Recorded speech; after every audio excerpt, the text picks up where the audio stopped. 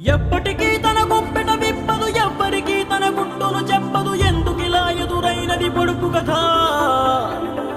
తప్పుకునేందుకు దారిని ఇవ్వదు, తప్పు అనేందుకు కారణం ఉండదు. చిక్కులలో పడడం తనకేం సరదా?